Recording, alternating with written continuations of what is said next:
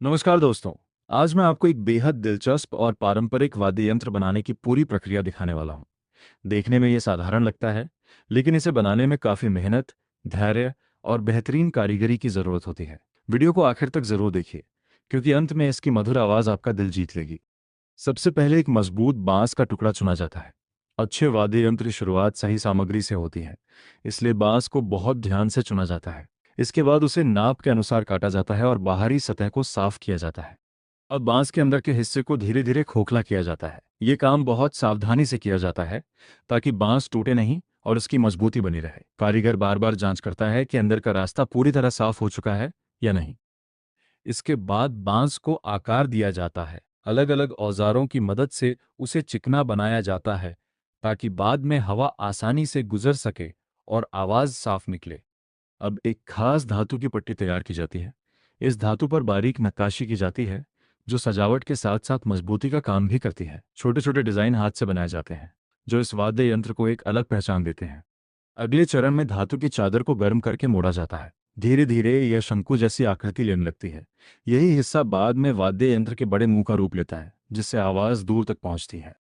अब धातु के किनारों को जोड़कर मजबूत किया जाता है। गर्मी और विशेष तकनीक की मदद से जोड़ को इतना मजबूत बनाया जाता है कि वह लंबे समय तक खराब ना हो। इसके बाद तैयार धातु के हिस्से को बांस के साथ फिट किया जाता है।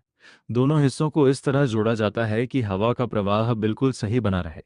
अब कारीगर पूरी सतह की फिनिशिंग शुरू करता है।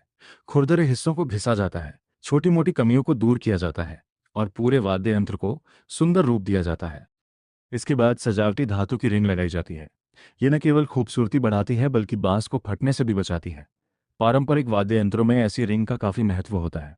अब फिर से पूरी सतह को रगड़कर चमकदार बनाया जाता है। जैसे जैसे फिनिशिंग पूरी होती है, यह साधारण बांस का टुकड़ा एक शानदार वाद्य यंत्र में बदलता दिखाई देता है।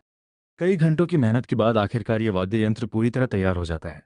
इसकी बनावट देखने में जितनी सुंदर है, इसकी आवाज उतनी ही मधुर और शक्तिशाली होती है। अब सबसे रोमांचक पल आता है, जब कलाकार इस वाद्य यंत्र को बजाता है तो इसकी गूंज पहाड़ों और घाटियों तक सुनाई देती है। इसकी मधुर धुन पारंपरिक संस्कृति और लोक कला की खूबसूरती को दर्शाती है। सोचिए, एक साधारण बांस और धातु के टुकड़े को इतनी मेहनत से तैयार करके ऐसा अद्भुत वाद्य यंत्र बनाया जाता है। यही असली कारीगरी है, जो पीढ़ियों से चली आ रही है।